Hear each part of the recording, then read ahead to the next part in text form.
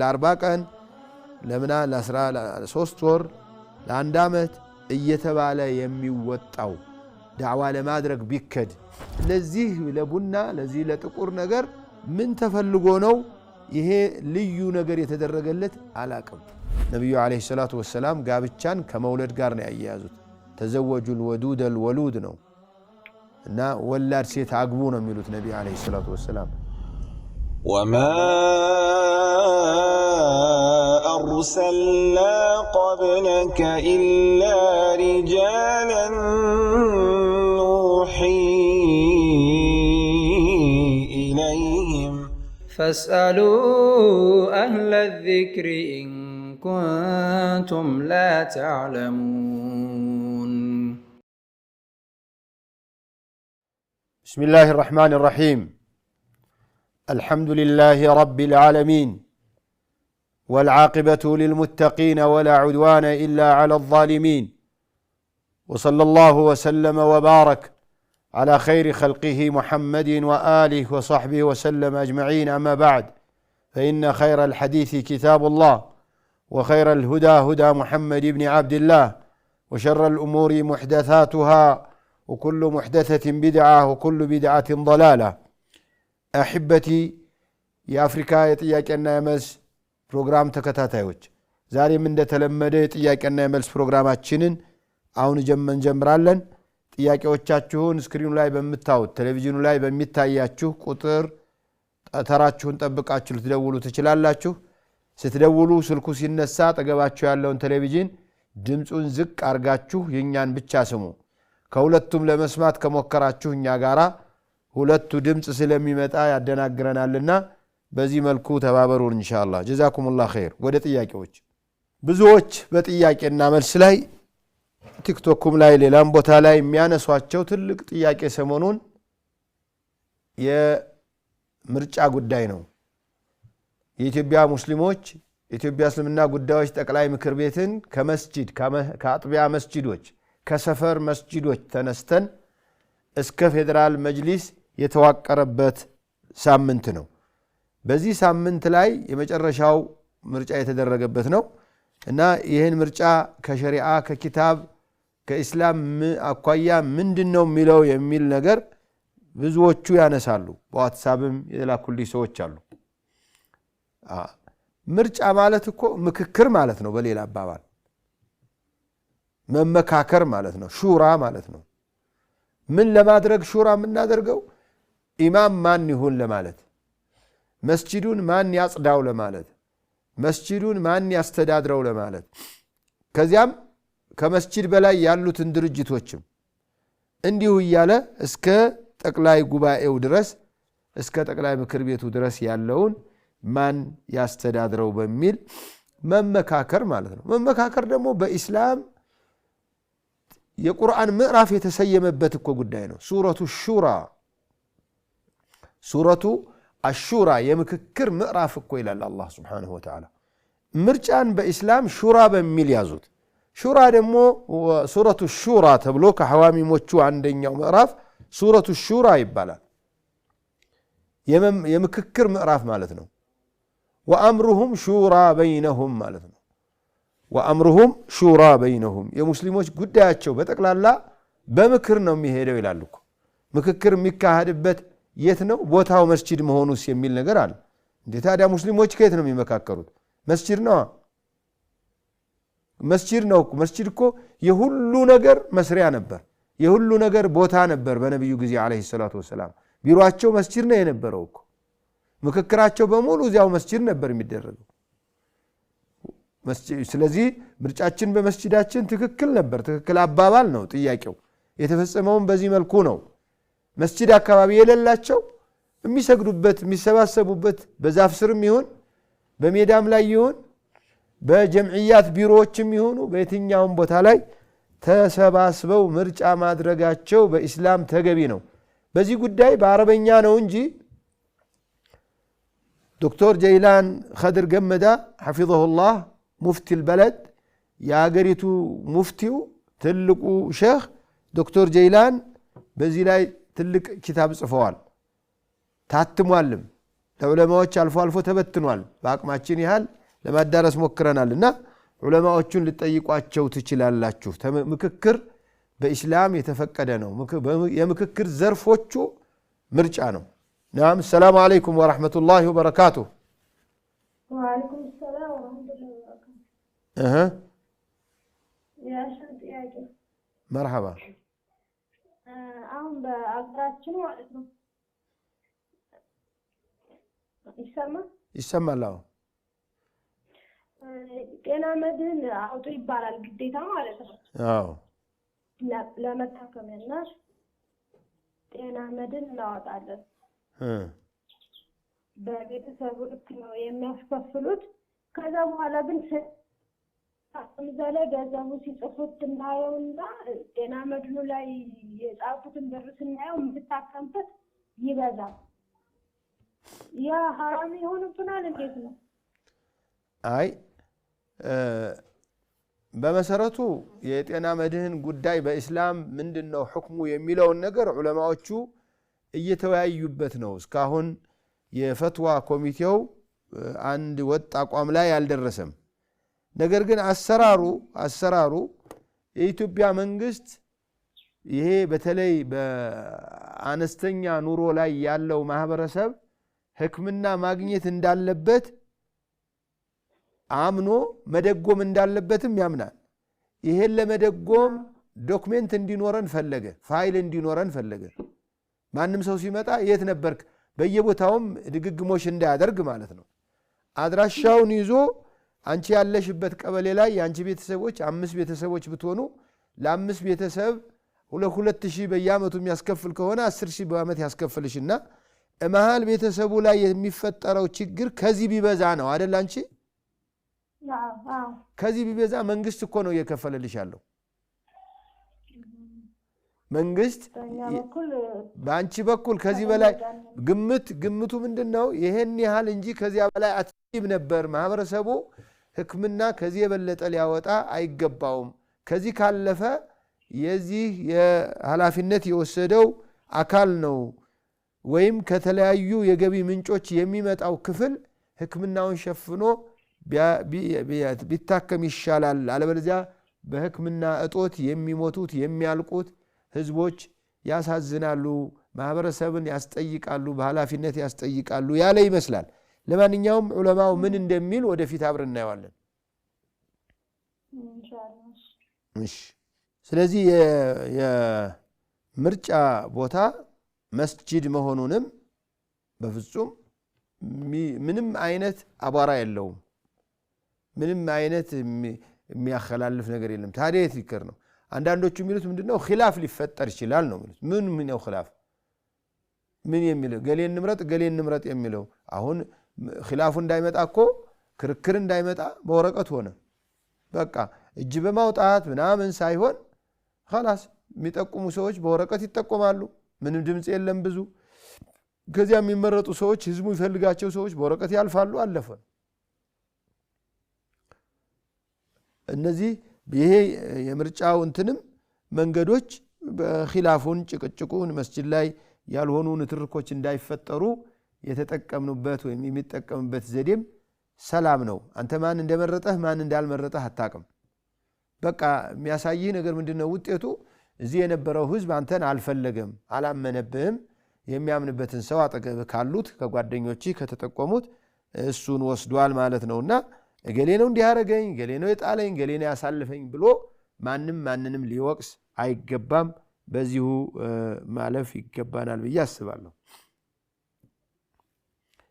ሌላው ምርጫው በዘርፍ መሆኑ ጉዳይ የሚል ነገር አለ ዘርፍ ማለት የዑለማዎች የምሁራኖች የወጣቶች የአዛውንቶችና የሴቶች የሚል ዘርፍ መሆኑ እንደዚህ መከፋፈሉ ምናምን እሱ እክትላጥ እንዳይፈጠር በእያንዳንዱ የሚያቀውን አካል መምረጥ እንዲችል ተብሎ እኮ ነው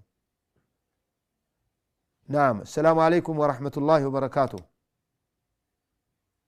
عليكم السلام ورحمة الله وبركاته أيوة ጥያቄ ልጀምር مرحبا ጥያቄ ጥያቄ ምን ነበረው? የተመለከተ ዳዕዋ በወር 3 ቀን እንደገና 40 በዓመት 4 ወር የሚባል ነገር አለ።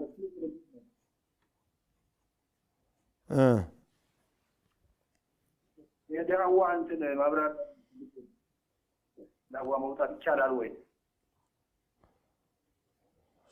ايوه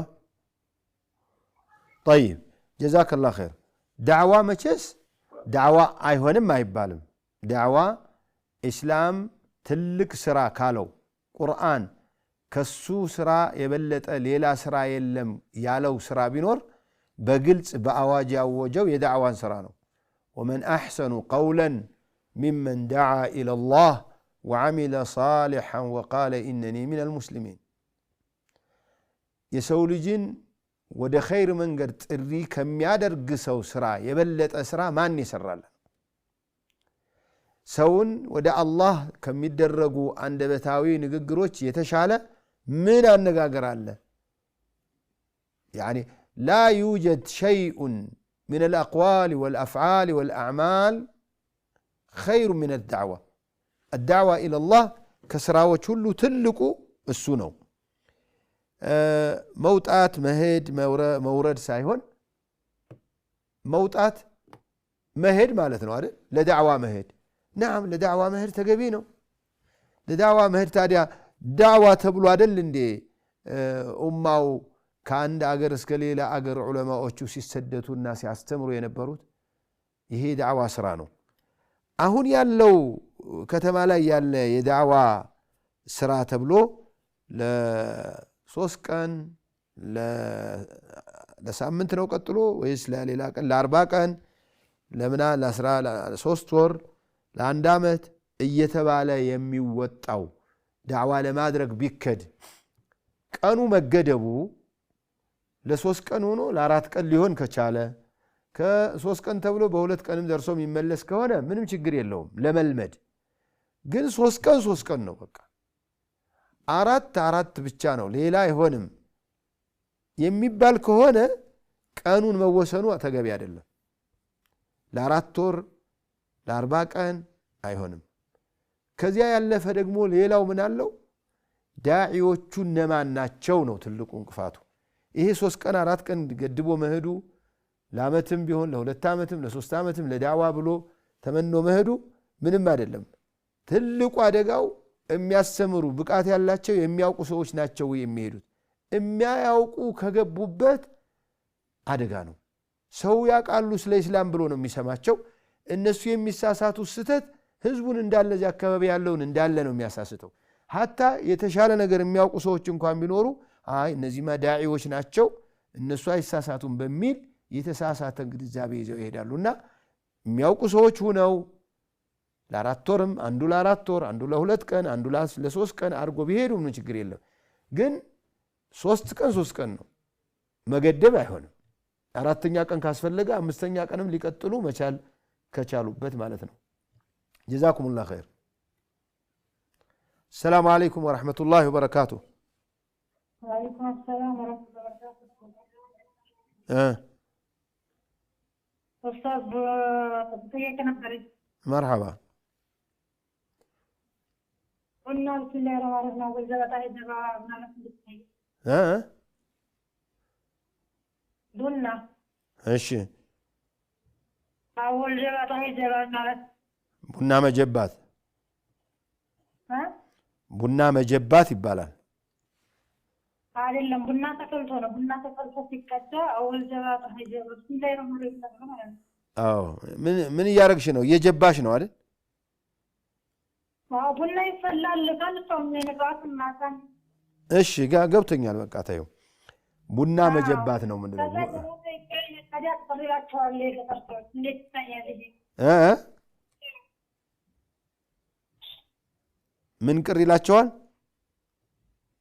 ጀባታ ይባል ተተከተ ቅር ይላቸዋል። አዎ ገባኛ። ቡና መጀባት ማለት መስጠት ማለት ነው። ቡና አወል ጀባ ቀህዋ ጀባ ምናምን ብሎ ለነሱ ለሚጠጡት ሰዎች አዲስ ሴሬሞኒ መፍጠር ማለት ነው።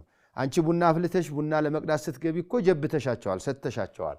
ምግብም ስታበያቸው ሰታሻቸዋል እንግዲህ ምግብ ሲበሉ ምሳ ጀባ አልተባለም ጮማ ጀባ አልተባሉም ማር ጀባ አልተባሉም ወተት ጀባ ሳይባሉ ምግቡን ከበሉ በኋላ ለቡናው ይሄን የተለየ ሴሬሞኒ ማምጣት ስተት ነው ቢድዓ ነው ለዚህ ለቡና ለዚህ ለጥቁር ነገር ምን ተፈልጎ ነው ይሄ ልዩ ነገር የተደረገለት አላቅም ምናልባት ሌላ ትርጉም እምነት ካለው በተለይ አደጋ ነው hatta እምነት ባይኖረውም ውሃ ስንሰጣቸው ጀባ ያላልነ ቁመን መርቁን ያላልነ ምግብ ስናበላቸው እንደዚህ ያላልነ ለቡና ይህንን ያህል ዝግጅት ማድረግ ما انزل الله بها من سلطان ምንም ማስረጃ የለውም ዝም ብሎ ቀርቶ መጠጣት ነው ቀኑንም ራሱ መወሰን የኸሚስ ማታ ቡና የሮብ ቀን ቡና የማክሰኞ ቀን ቡና የቅዳሜ የኸድር ቡና የማክሰኞ የኑር ሁሴን ቡና የሰኞ ማነው አላቅም ሮብ ጂላኔ ቡና እየተባለ የሚሰየሙት ነገሮች በፍጹም ከእስላም ጋር ግንኙነት የላቸውም የእስላም አካል መስሏችሁ እንዳታውት አምራችሁ ቡና ፍልታችሁ ጠጡ ሮብ ይሁን ማክሰኞ ይሁን ቅዳሜ ይሁን እሁድ ይሁን ምንም ችግር የለው ጧት ተፈለጋችሁ ጧት ከሰዓት ከፈለጋችሁ ከሰዓት እንጂ የተለየ ዝግጅት ማድረግ በፍጹም ስተት ነው አሁን ነበር የተቀዳ ቀምሪላል ዝም ብዬ ቢስሚላህ ረህማን ረሂም ነታለ አወል ዘመን ብለው ጋር ምን አገናኘሽ ለምን ጀባት ይላል እኔ ደግሞ ብለዋለሁ እንዴ ይታያል ተራሹ ምንም አይሆንም ልበለው ላ አይሆንም ይቅርባችሁ እንዲያውም ከቀረ መጥፎ ነው ብለው የሚያስቡ ከሆነማ አደጋ ነው እምነት አለው ማለት ነው እንዴት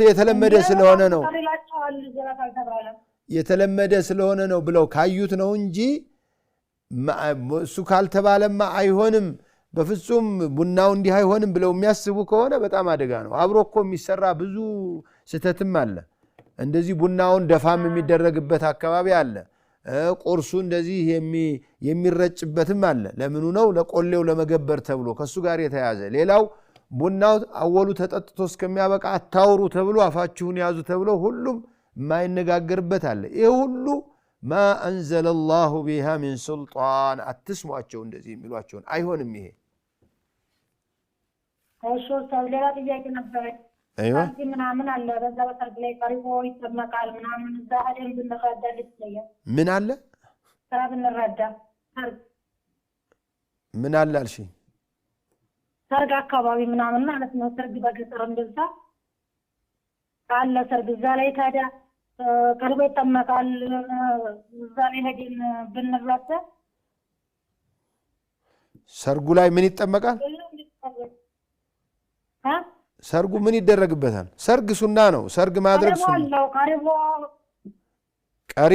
ቀሪቦ ምንድነው ቀሪቦ የሚጣጣ ያኔ ያጠቅራል የሚያሰክር ነገር ያለበት ቦታ መሄድ አይደለም በማለት ተገኝቶ እዚያ ቦታ ላይ መገኘት የወንጀል ተባባሪ መሆን ማለት ነው መቼስ አንቺ መቅረት የሌለብሽ ማትሽበት ሌላ ማህበራዊ ቀውስ የሚያመጣብሽ ነው ከተገኘ ሄዶ ዚያን እሱን አለመጠጣት ከነሱ ጋራ የሚጠጡ ሰዎች ጋራ አለመቀመጥ የግድ ነው በተቻለ መልኩ ግን ጠጅ እንዳለው ቀሪቦ ጠላ ቢራ ውስኪ እነዚህ መጠጦች ጫት የሚቃምበት እንደዚህ አካባቢ ከሆነ አለመገኘት ነው ጥሩ እንዲህ ያለ ቦታ ላይ አለመገኘት ነው አለመገኘት አንችልም አሁን ተቀረን መቆራረጥ መጣ ማለት ነው ገርተን አንጠጣም ምንም አንልም እንመለሳለን እሱ ይሻላል የግድ ነው ይሄ መስለሃ ጥቅም ነው ለማስረዳት ነው እንጂ አንጠጣም ምንም አንልም ተዘፈርኩ ተቀረን ተሰራው ተቀረን ተቆራረጥን ማለት ነው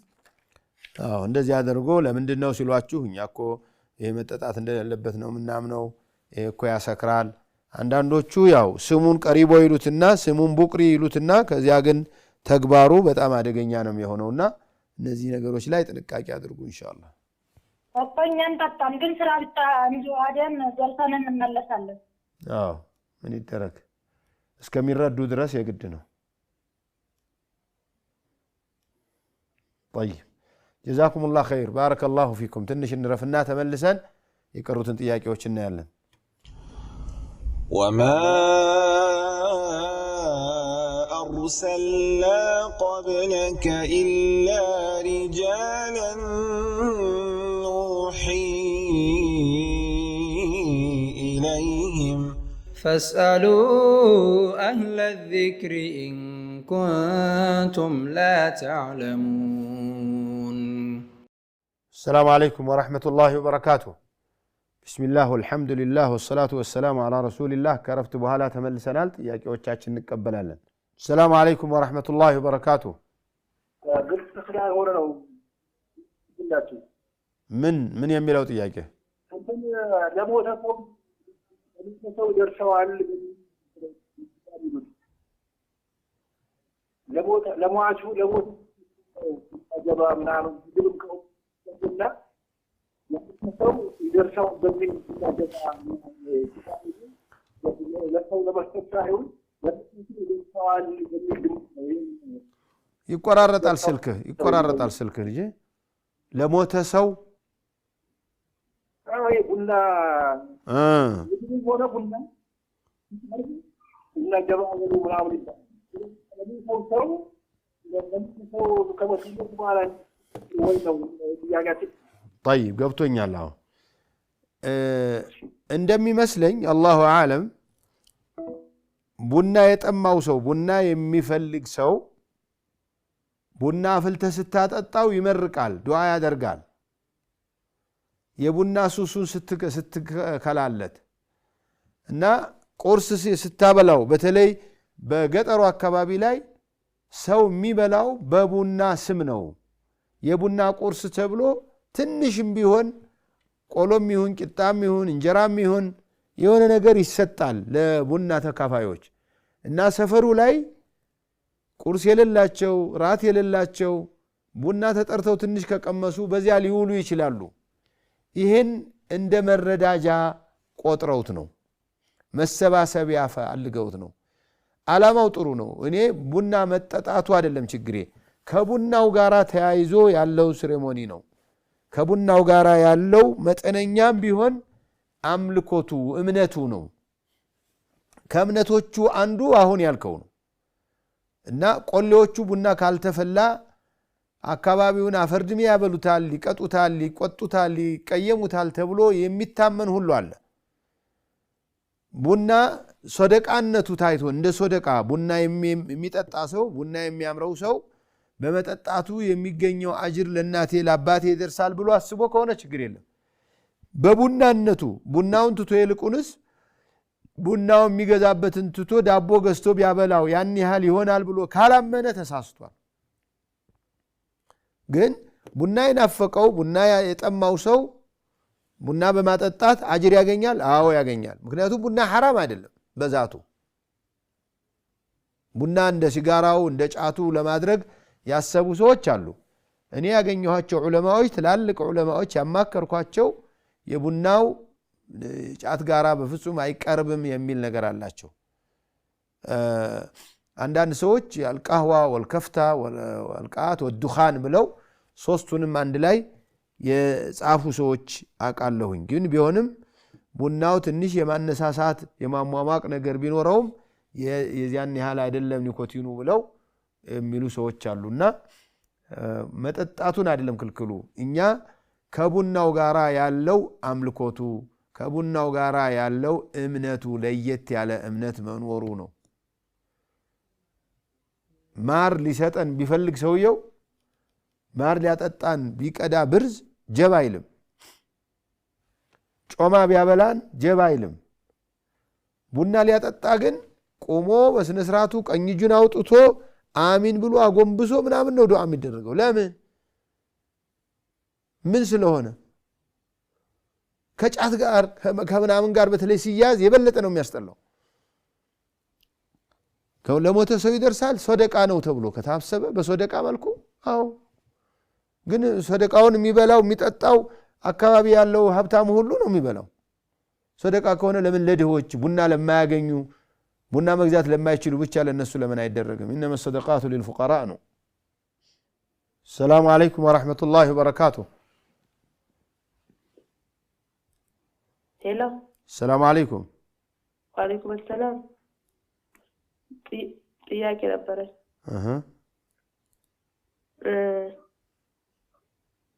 እንትን ካፊሮች አሁን የካፊሮች በዓል ጊዜ ምግብ ያመጡልናል። ጎረቤታችን ካፊሮች ናቸው እና እንበላለን። እና ደግሞ እናታችን ሰለምቴ ነች። የእሷ ወንድሞች ደግሞ ካፊሮች ናቸው እና በበዓል ምናምን ይጠሩናል። ሄደን እንበላለን። እና እንዴት ይታያል?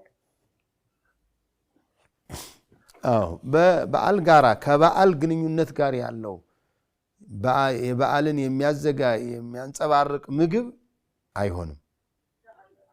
ለበዓል ተብሎ የታረደ ለምሳሌ ለበዓል ተብሎ የተቆላ ቡን የተቆላ ምናምን ነገር ቆሎ እሱ አይሆንም።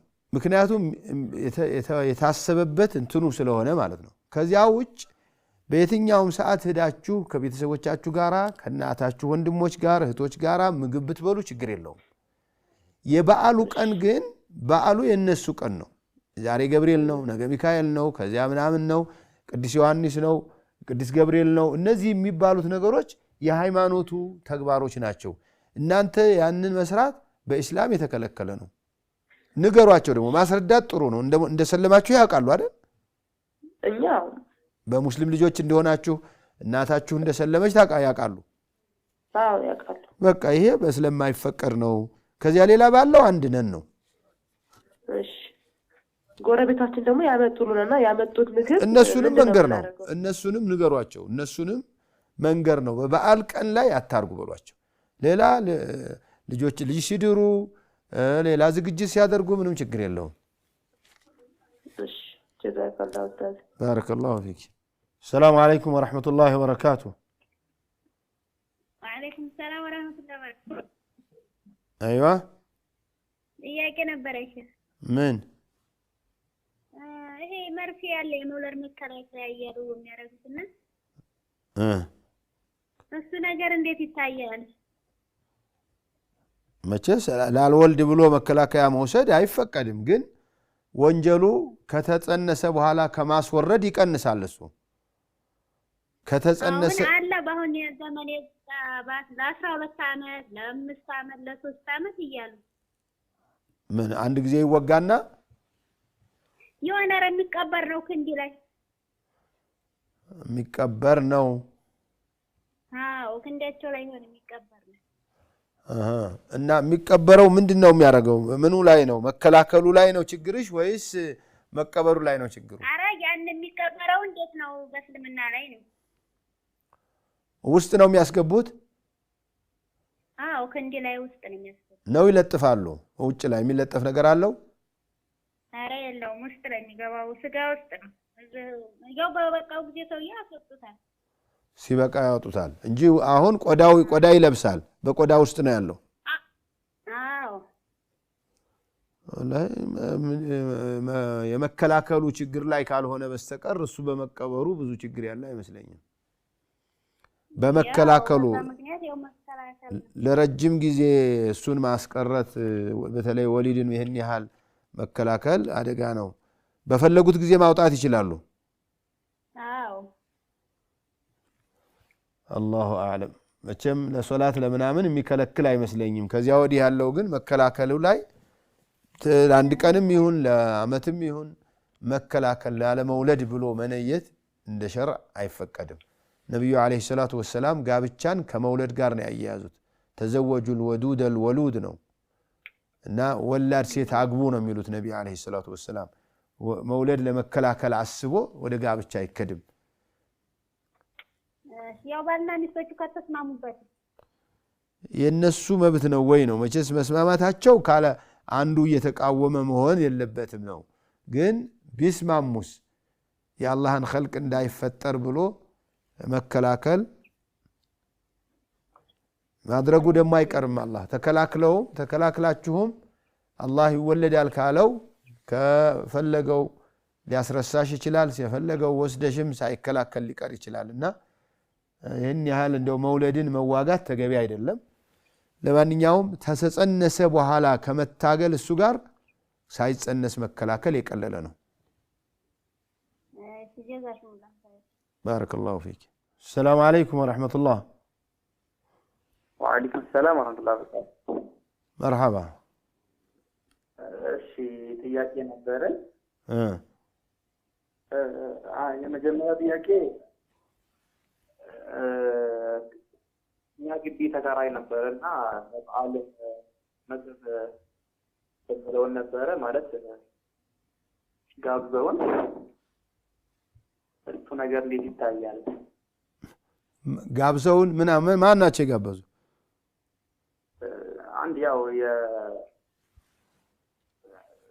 ቤት ነው ማለት የክርስቲያን ነው። አይዋ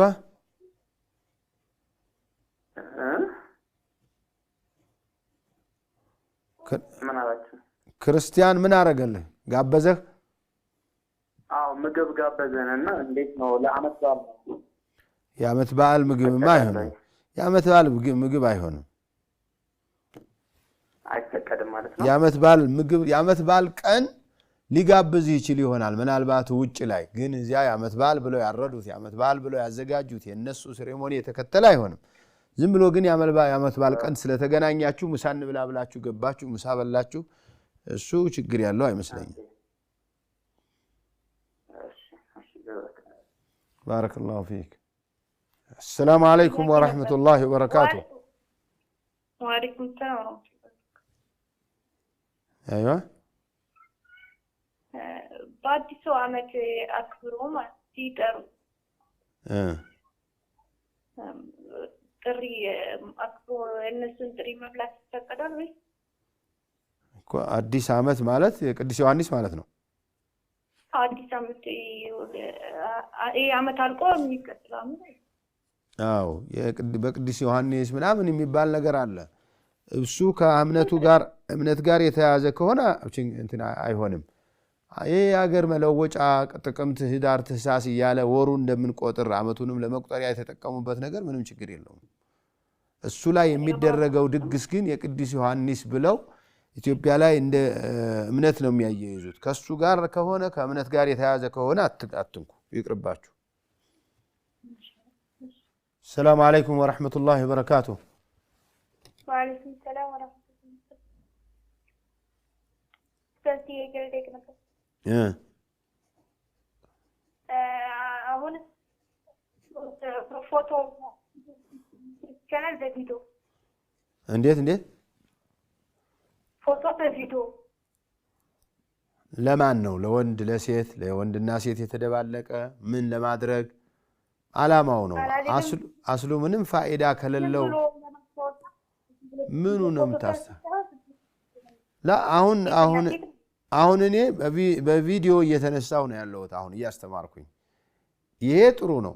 አንቺ እየጠየቅሽ ግን ምንም ፋይዳ የለውም። ጥያቄው የሰማነው እኔ ቪዲዮ ላይ እየተናገርኩኝ እየተነሳና ያለ ነው። እንደዚህ ያለው በጣም ጥሩ ነው። በጣም ይጠቅማል። ለሌላ ሰው ይደርሳል። ላልሰማ ያሰማል፣ ላላየው ያሳያል። ዝም ብሎ ግን ምንም ፋይዳ በሌለው በተለይ ወንድና ሴት በተደባለቀበት ሐታ ባልና ሚስቶች ሆነው አንድ ቪዲዮ ማስታወሻ ብለው ቢያነሱ ያ ቪዲዮ አጅነቢ ጋር ቢቀርብ ቢደርስ አንቺ ባልሽ ጋር ሆነሽ የተነሳሽው ለባልሽ حرام አይደለም። ባልሽ በቪዲዮ ሊያይሽ በራስሽ ሊያይሽ ችግር የለውም። ላኪን ያ ቪዲዮ ያ ፎቶግራፍ አጅነቢ ጋር ቢሆንስ አጅነቢ ላይ ቢደርስስ ቢወድቅስ ቢጠቀምበት ሌላው ሰው አንቺን እንደፈለገ ቢናናብሽ በፎቶግራፍሽ።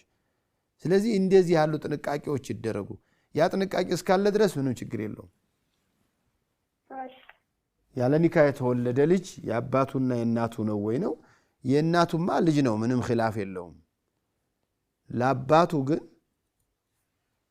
በተለይ ትዳር ላይ ሆና ከሌላ ወንድ የወለደች እሱ ምንም ኺላፍ የለውም። ዝም ብላ ላጤ ሆና ከሌላ ወንድ የደቀለች ሴት አባት ይባልላታል አይባልላትም ኺላፍ አለው። እኔም ማውቀው አባት የለውም ነው፣ የአባት ቤተሰብ የሚባልም የለውም ነው። ስለዚህ ሴት ብትሆን የተወለደችው ያ በዲቃላ ያስረገዘ ሰውዬ አባት ነኝ ብሎ ሊድር አይችልም፣ መብት የለውም ነው የሚለው። نعم. السلام عليكم ورحمة الله وبركاته. وعليكم السلام ورحمة الله. نعم.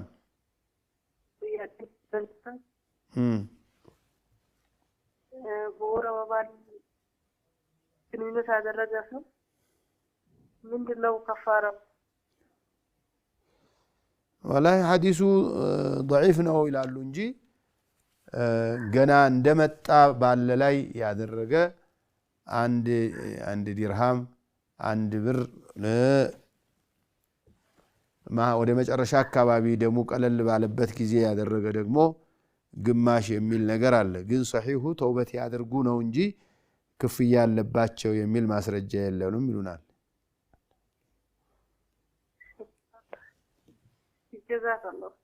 بارك الله فيكم جزاكم الله خيرا بارك الله فيكم የዛሬው ጥያቄና መልስ እዚህ ያበቃል ኢንሻአላህ በሚቀጥሉት ቀኖች በተሻለ ከዚህ መልኩ ከዚህ ጥያቄና መልስ በተሻለ ድምጹ ጠርቶ ሁሉ ነገር ተስተካክሎ ለመገናኘት አላህ ያብቃን ወሰላሙ አለይኩም ወራህመቱላሂ ወበረካቱ وما أرسلنا قبلك إلا رجالا نوحي إليهم فاسألوا أهل الذكر إن كنتم لا تعلمون